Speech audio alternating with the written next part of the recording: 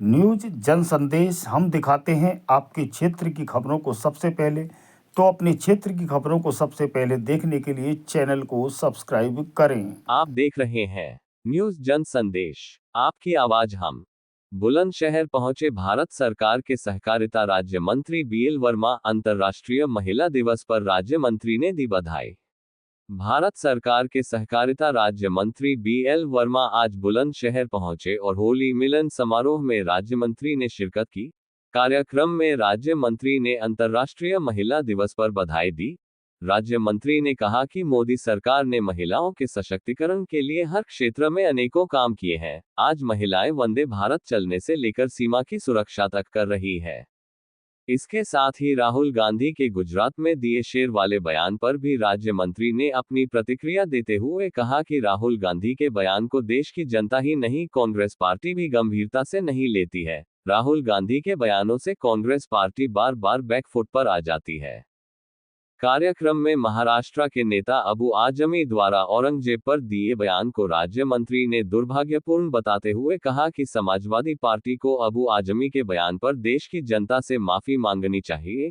इसके साथ ही बहुजन समाज पार्टी में चल रही उठापटक पर राज्य मंत्री ने कहा, बहुजन समाज पार्टी में मायावती जैसा चाहती हैं वह वैसा ही करती हैं। ऐसी पार्टियों को देश की जनता ने किनारे करने का काम किया है।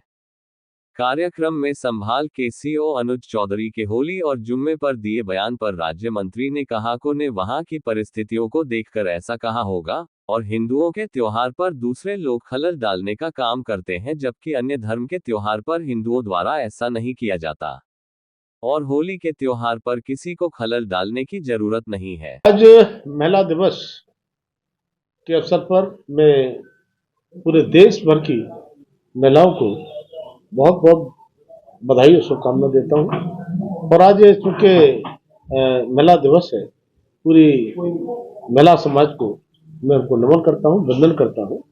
और आदरणीय प्रधानमंत्री मोदी के नेतृत्व में जिस तरह से महिलाओं का सशक्तिकरण हुआ है हर क्षेत्र में, मैं कह सकता हूँ आज नारी शक्ति वंदन अधिनियम जो आरक्षण बिल 27 से 28 सालों से लटका चला रहा था, आदरणीय प्रधानमंत्री मोदी के नेतृत्व में दोनों सदनों से पास होने का काम हुआ है।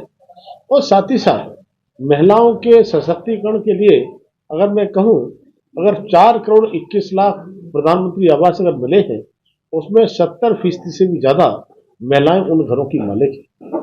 उज्ज्वला गैस योजना का कनेक्शन तो धुएं से मुक्ति देने का काम आदरणीय प्रधानमंत्री ने किया है।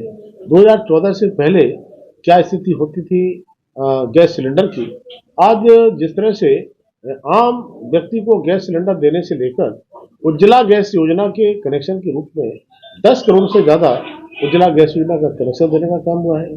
आज नारी शक्ति सशक्तिकरण के लिए जिस तरह से महिलाओं के लिए जो स्वयं सहायता समूह जिनके लिए सेल्फ हेल्प ग्रुप कहते हैं, 10 करोड़ से भी ज्यादा महिलाओं को उन ग्रुप से जोड़ने का काम हुआ है। और उसमें लगभग अब तक 1.25 करोड़ से ज्यादा महिलाएं लखपति दीदी भी बनी है। आज महिलाओं का हर क्षेत्र में पूरी तरह से योगदान हो। आज हमारी बेटियां हर क्षेत्र में आगे हैं और कहीं भी कोई रिजल्ट आता है उसमें भी बेटियां बाजी मारती दिखाई पड़ती है। जब आज हमारी बेटी वंदे भारत चलाने से लेकर के और सीमा पर सुरक्षा करने के लिए आधुनिक हथियार के साथ दुश्मन के साथ खड़ी हो जाती है, लड़ाकू विमान उड़ाने से लेकर के सारे काम करती है। वही प्रधानमंत्री मोदी जी ने नमो दीदी ड्रोन योजना चला करके महिलाओं को एक नया जो है इस तरह का सम्मान देने का काम किया है जो महिलाओं ने कभी सोचा नहीं था।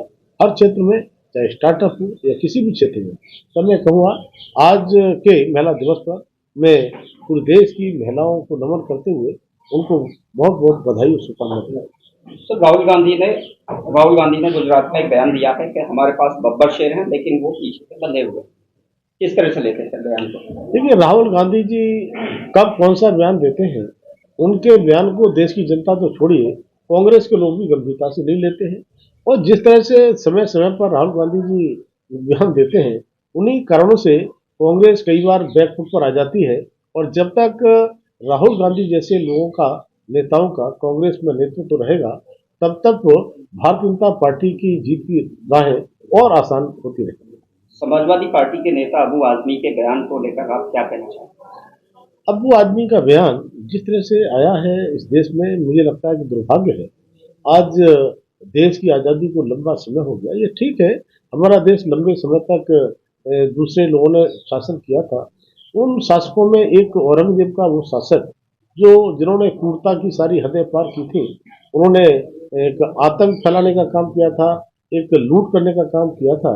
वहीं पर छत्रपति संभाजी को जिस तरह से उन्होंने क्रूरता के साथ उनकी हत्या करने का काम किया, और ऐसे लोगों की तारीफ करना मुझे लगता है ये कहीं न कहीं दुर्भाग्यपूर्ण है। और समाजवादी पार्टी के लोग उसको और सह देते हैं और समर्थन करते हैं। तो इस तरह का मुस्लिम तुष्टीकरण की राजनीति करना और हमारे देश में आकर के जिन लोगों ने इस प्रकार के अत्याचार करे हों, तो उनके बारे में भी समर्थन करना ये मैं दुर्भाग्यपूर्ण कह सकता हूँ। देश के सामने समाजवादी पार्टी को माफी मांगना चाहिए। बीएसपी में भी काफी उठापटक चल रही है सर। भतीजे को पार्टी से बाहर कर दिया है, भाई से पद छीन लिया गया है। देखिए, भारतीय जनता पार्टी है जो लोकतांत्रिक पार्टी है। समाजवादी पार्टी की मैं बात करूं तो परिवार नाम तो समाजवादी है, वो परिवारवादी पार्टी है। और बसपा की बात जहां तक मैं कहूं तो उसमें केवल अकेला चोर वाली स्थिति, बहन जी एकमात्र नेता है और वो जो जैसा चाहती है वैसा उनका फैसला होता है। तो इसलिए ये उनका विषय है, आंतरिक मामला है, उसमें कोई टिप्पणी नहीं कहूँगा। लेकिन ऐसी पार्टियों को, ऐसी सोच की पार्टियों को जनता ने किनारे करने का काम किया। संभल के सीईओ ने एक बयान दिया है कि जुमा साल में 52 बार आता है और होली एक बार, लिहाजा जिसे रंग से परहेज ना हो वही होली पर बाहर निकले। देखिए, होली का त्यौहार बहुत ही महत्वपूर्ण त्यौहार होता है और मैं समझता हूँ कि हिंदुओं के जब त्यौहार होते हैं तो कई बार कुछ लोग व्यवधान डालने का प्रयास करते हैं, लेकिन दूसरे धर्मों के त्यौहार होते हैं तो हमारा हिंदू इतना सहिष्णु है कि वो कभी भी दूसरे के त्यौहार में खलल डालने का नहीं करता है।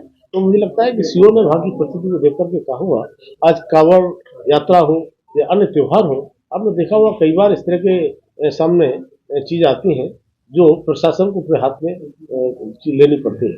तब मैं कहूँगा कि होली के त्यौहार पर किसी को भी खलल डालने की आवश्यकता नहीं है। होली का त्यौहार लोग मना लें। बिहार में विधानसभा चुनाव आने वाला है, क्या कहेंगे? बिहार का विधानसभा चुनाव जब आएगा, एनडीए का प्रचंड फहराएगा। आदरणीय प्रधानमंत्री मोदी के नेतृत्व में जिस तरह से लगातार जो चुनाव हो रहे हैं, जीत पर जीत होती जा रही है। अभी हमने हरियाणा में भी, महाराष्ट्र में भी आपके प्रेस के लोग, आपके सारे एग्जिट पोल कहते थे कि सरकार नहीं बनेगी। इसके बाद में प्रचंड बहुमत की सरकार बनने का काम किया है। 27 वर्षों के बाद दिल्ली में भी कमल खिला है। तब मैं कहूँगा चाहे बिहार हो या अन्य कोई चुनाव होंगे, भाजपा का कमल एनडीए के साथ खिलने का काम करेगा। धन्यवाद।